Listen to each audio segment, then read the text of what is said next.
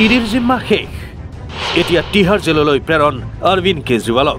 15 এপ্ৰিললৈ কাৰাগাৰত থাকিব লাগিব কেজৰিৱাল দ্বিতীয়বাৰলৈ ইডিৰ জিম্মা শেষ হোৱাত আজি তিহাৰ জেললৈ প্ৰেৰণ কৰা হয় দিল্লীৰ সুৰানীতিত দুৰ্নীতি সংঘটিত কৰাৰ অভিযোগত অভিযুক্ত মুখ্যমন্ত্ৰী অৰবিন্দ কেজৰিৱালক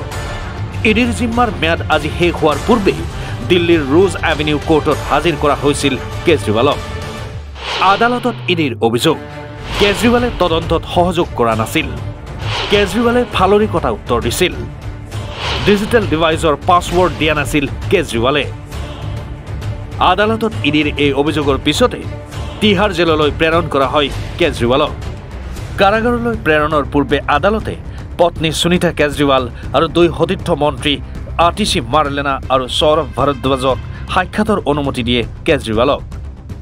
আদালতলৈ আনি থকা অৱস্থাত কেজৰিৱালে সাংবাদিকক কৈছিল যে প্ৰধানমন্ত্ৰী নৰেন্দ্ৰ মোদীয়ে যি কৰি আছে সেয়া দেশৰ বাবে ভাল নহ'ব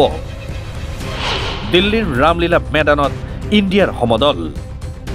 শেহতীয়া সময়ছোৱাত প্ৰায় ভাগ ভাগ হৈ পৰা বিৰোধী দলসমূহক এখন মঞ্চত একত্ৰিত কৰিলে কেজৰিৱালৰ গ্ৰেপ্তাৰে বিৰোধীৰ অভিযোগ যে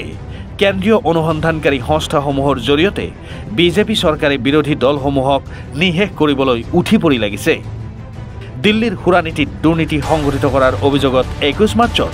ইডিয়ে অভিযান চলাই দিল্লীৰ মুখ্যমন্ত্ৰী অৰবিন্দ কেজৰিৱালক গ্ৰেপ্তাৰ কৰিছিল news desk report any Bharat 24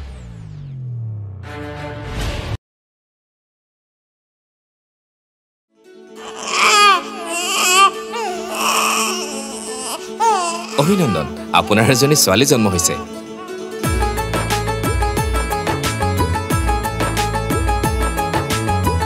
লাহি পাহি এজনী পৰি আহিলে ঘৰখন